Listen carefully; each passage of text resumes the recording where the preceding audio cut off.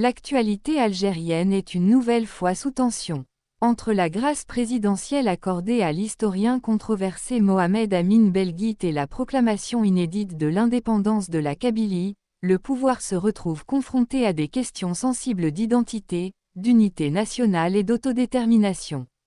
Deux événements majeurs, deux révélateurs d'un régime mis face à ses propres contradictions. Décryptage. Premier sujet: Algérie, grâce présidentielle accordée à l'historien Mohamed Amin Belguite. La décision est tombée sans préavis et a immédiatement suscité de nombreuses réactions. D'après Le Figaro, le président algérien Abdelmadjid Tebboune a accordé une grâce présidentielle totale à l'historien Mohamed Amin Belguite, mettant fin à l'exécution de sa peine de prison. Cette mesure intervient après plusieurs mois d'une affaire judiciaire sensible, marquée par des débats intenses autour de l'identité amazigh et de l'unité nationale en Algérie. Algérie, identité amazigh et parcours controversé de Mohamed Amin Belguite. Mohamed Amin Belguite est un historien algérien régulièrement invité sur des chaînes de télévision arabes, connu pour ses prises de position tranchées sur les questions identitaires et historiques. Habitué des polémiques, il s'est imposé dans l'espace médiatique par des analyses souvent provocatrices. Ses interventions ont progressivement attiré l'attention des autorités et d'une partie de l'opinion publique, notamment lorsqu'il a remis en cause la reconnaissance de l'identité amazigh, pourtant consacrée par la Constitution algérienne depuis 2016 avec l'officialisation du tamazight. Ces éléments expliquent pourquoi ces déclarations ont rapidement dépassé le cadre académique pour devenir un sujet politique et judiciaire majeur, ouvrant la voie au développement récent. La décision du président Tebboune actée. L'affaire Belguite a pris une tournure judiciaire après la diffusion, sur les réseaux sociaux, d'une interview accordée à la chaîne Sky News Arabia. Dans cet échange, l'historien avait tenu des propos niant l'authenticité de la langue amazigh, la présentant comme une construction idéologique étrangère. Ces déclarations avaient provoqué une vague d'indignation et conduit à son incarcération début mai. Condamné une première fois à 5 ans de prison ferme, Mohamed Amin Belguite a vu sa peine partiellement révisée en appel. La Cour d'appel d'Alger avait retenu des chefs d'accusation liés à l'atteinte à l'unité nationale et à l'incitation à la haine raciale, fixant la sanction à 5 ans de prison, dont 3 fermes et 2 avec sursis. C'est alors que la présidence algérienne est intervenue. Par décret, Abdelmadjid Tebboune a décidé d'accorder une grâce totale pour le reliquat de la peine, entraînant la libération de l'historien. Deuxième sujet: Kabylie indépendante, quand Alger découvre que l'autodétermination ne s'exporte pas sans retour.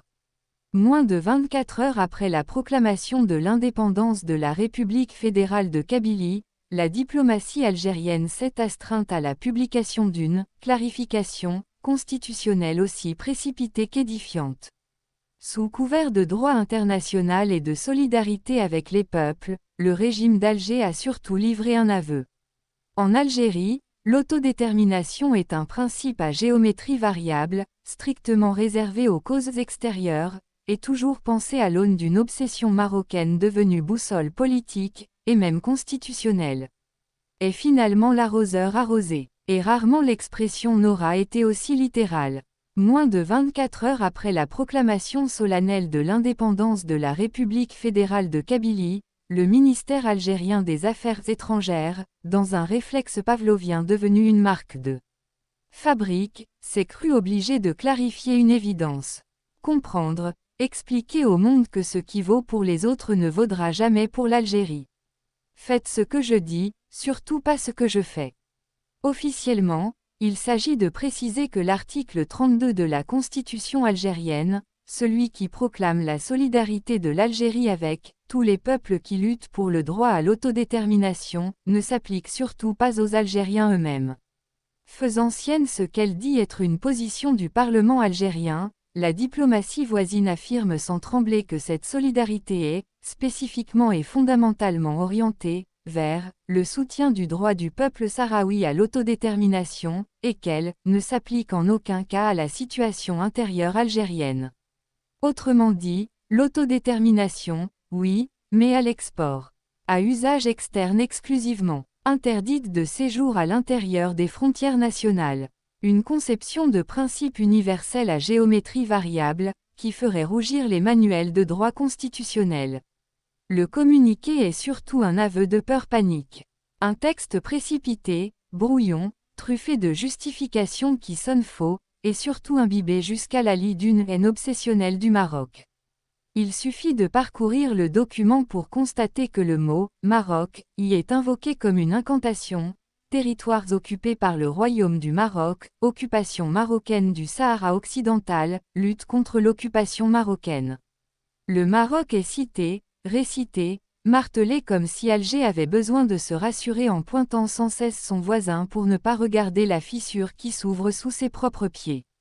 Plus étrange encore, depuis quand un ministère des Affaires étrangères s'approprie-t-il et diffuse-t-il une position parlementaire comme s'il s'agissait d'un télégramme diplomatique? Dans quel pays cela existe-t-il? Dans quelle démocratie voit-on la diplomatie relayer, commenter et verrouiller l'interprétation de la Constitution à la place des juristes, des institutions ou du débat public? Ce glissement est révélateur. Le régime algérien ne gouverne plus, il colmate. Il ne réfléchit plus, il réagit. Et surtout, il ne sait plus à qui revient la parole tant la panique brouille les rôles. La haine du Maroc comme constitution.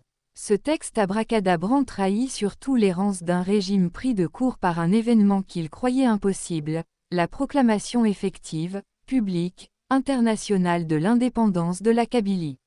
Malgré les pressions, les interdictions, les manœuvres en coulisses et les tentatives de torpillage, la cérémonie a bien eu lieu dimanche 14 décembre 2025 à Paris. Le MACA, de ce point de vue, fait preuve d'une habileté politique redoutable. Annoncer Versailles, accepter l'interdiction préfectorale, puis déplacer l'événement au cœur de Paris, à quelques pas de l'Arc de Triomphe, et symboliquement, non loin de l'ambassade d'Algérie, relevé d'un coup d'échec parfaitement calculé. Le régime algérien a couru derrière l'événement, sans jamais parvenir à le rattraper. On est, littéralement, dans du grand n'importe quoi diplomatique. Mais cette clarification a au moins un mérite. Elle fait enfin avouer ce que le régime algérien n'a cessé de maquiller. Tout se pense, tout s'active, tout se décrète en fonction du Maroc. La politique étrangère, la rhétorique parlementaire, et désormais même l'interprétation de la Constitution. Quand le ministère des Affaires étrangères endosse et écrit noir sur blanc que l'article 32 vise le Maroc, il reconnaît implicitement que la boussole idéologique du régime ne pointe ni vers les principes, ni vers les peuples, mais vers une obsession. Une obsession si envahissante qu'elle dicte jusqu'au sens des mots constitutionnels. La proclamation unilatérale de l'indépendance de la Kabylie constitue un acte politique sans précédent dans l'histoire de l'Algérie indépendante. Elle marque la fin d'une ambiguïté et l'entrée dans une phase d'internationalisation assumée. Il y aura un après 14 décembre, que le régime le veuille ou non. La peur panique du régime est à lire sous cet angle. Mais plus Alger s'agite dans des communiqués défensifs, plus il révèle sa fébrilité.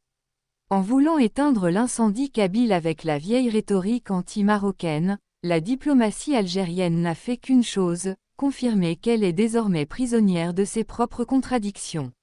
Merci à toutes les personnes qui suivent, regardent et s'informent avec nous.